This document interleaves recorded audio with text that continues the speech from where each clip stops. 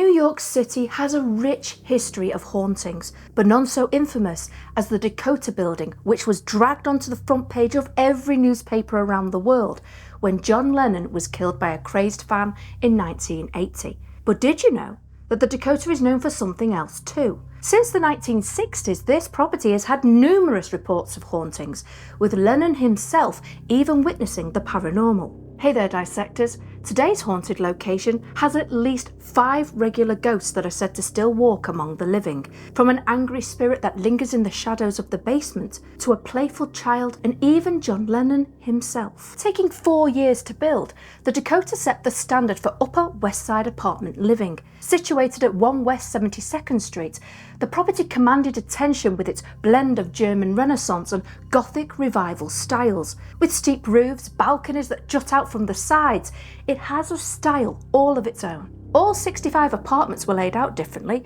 with some having up to 16 rooms that could be accessed via staircase or elevator. The main entrance was arched and wide enough to fit a horse-drawn carriage, enabling the residents to disembark without the worries of bad weather.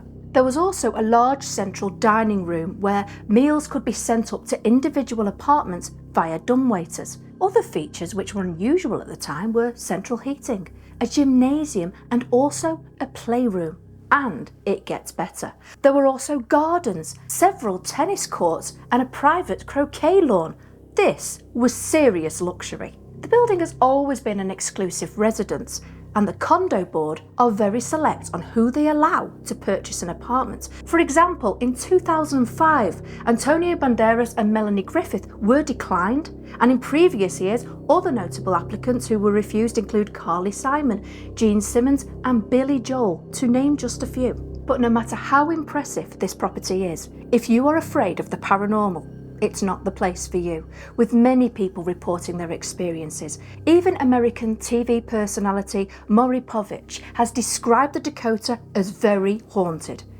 So dissectors, let's delve into the tales of ghosts that reside here. Stephen Birmingham wrote about the spirit of a young girl in Life at the Dakota. He said, "A beautiful blonde child suddenly appeared in the corridor, wearing white stockings, patent leather shoes with silver buckles, and a dress of yellow taffeta that seemed to come from another century. She was bouncing a red ball. 'It's my birthday,' she said, and still bouncing her ball, she disappeared down the corridor.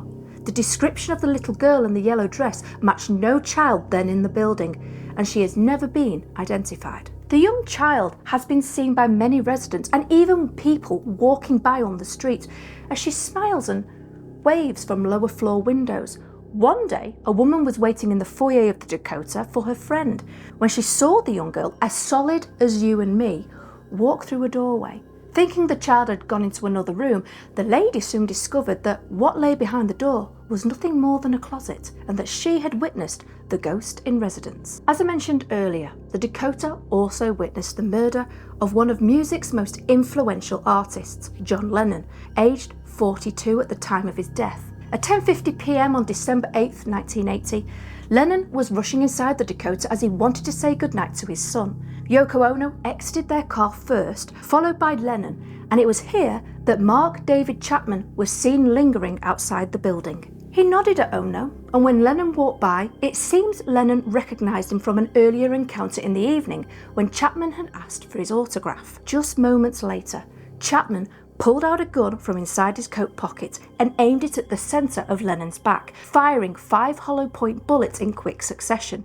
One bullet struck a window of the Dakota, while the autopsy report states that 2 bullets then hit the left side of Lennon's back, which then travelled through the left side of his chest and lung, with 1 bullet exiting his body and the other lodging in his neck. As his body twisted around, 2 bullets then hit him in his left shoulder.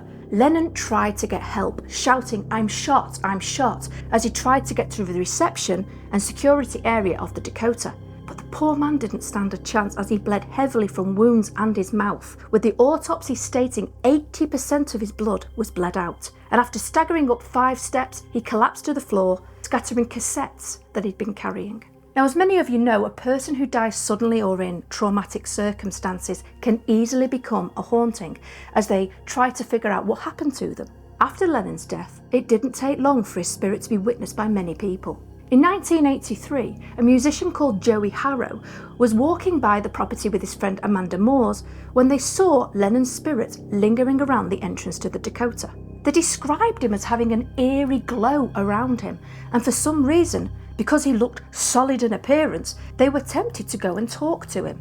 It was only because of the strange way he looked at them that they quickly changed their minds. Maybe he was thinking, bloody hell, even in death, people want to still bother me. But how many sightings of Lennon can you take seriously? Might they just be loyal fans wanting their hero to still be alive in some way? Maybe not. You see, even his wife witnessed his spirit as she walked around their apartment and saw him sitting at the piano. Ono claims that he then looked up at her and said, "Don't be afraid, I'm still with you." According to several spiritualists, Lennon's spirit did linger on Earth for a time as he struggled with what had happened to him and adjusting to the other world. Apparently in time they helped his spirit move on, and it was then that his spirit started to communicate with mediums. Whatever the case, Lennon's ghost does still like to visit the Dakota from time to time, even to this day.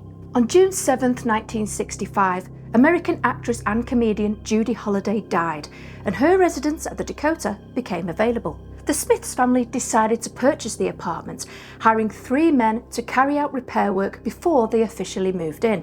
It was while the men were repairing walls and touching up woodwork that they encountered the spirit of a young boy, thought to be aged around 10, who was dressed in a Buster Brown suit, a style very popular in the early 1900s. Along with the boy's sudden appearance came an overpowering musty smell that vanished as soon as his spirit did. Alarming, you might think, but dissectors, it gets worse. You see, they also witnessed a ghost who had the body of a man in his 20s while having the face of a young boy. Could it be the same spirit somehow? But after the work was completed, one of the men came back to the Smiths' new apartment to do some touch-up work. It was while he was working in a large closet that the door suddenly slammed shut and the light inside the closet went out. He froze for a moment, trying to calm himself before descending the ladder. Calmly, he propped the door open and turned around to switch the light back on, only something grabbed his arm and rammed it against the burning hot light bulb, searing his skin. According to the book Ghost Hunting in New York City, many residents at the Dakota have witnessed the spirit of a woman as she slowly walks the hallways of the older parts of the building. John Lennon even reported seeing her sobbing, dubbing her the crying lady ghost. Who is she? Well, the truth is, no one really seems to be sure, but she has found her way to the Dakota and doesn't seem ready to move on. One evening, Frederick Weinstein was just getting home from work when he looked up at his living room window from outside and saw a beautiful lit chandelier hanging there. Thinking his wife Suzanne had had the fixture added as a surprise for him, he excitedly ran into his apartment, but there wasn't any new light fixture. So what the hell had he seen? Filled with curiosity, Frederick looked closer at his living room ceiling and noticed that it had been patched up, and that a set of bolts had once been there holding up a chandelier. When Frederick looked up at his apartment window from the street, had he witnessed a time slip? A rip in time where the past became the present, if only for a brief moment?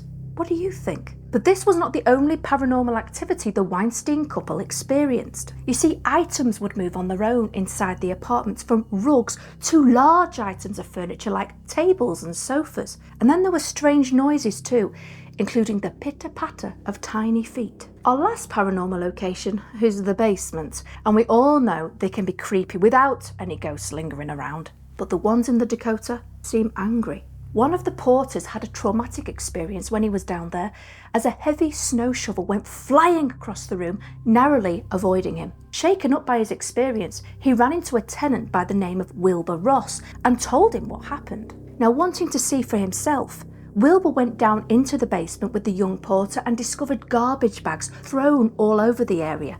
But Wilbur seemed to think maybe this was a trick and the porter had done this himself. That is, until a metal bar came flying in his direction from out of the shadows, landing at his feet. Wilbur tried to pick the bar up, but discovered it was too heavy to lift on his own. Then in the same area, you have a ghost titled The Man with the Wig. During the 1930s, an electrician on 4 separate occasions had to carry out work in the basement. Each time he did, the ghost of a man would appear, glaring at him for several moments, before angrily snatching off the wig that he's wearing and shaking it at the man. Described as having a short beard, large nose and wire-framed glasses, the description matches the identity of Edward Cabot Clark, who commissioned the build of the Dakota.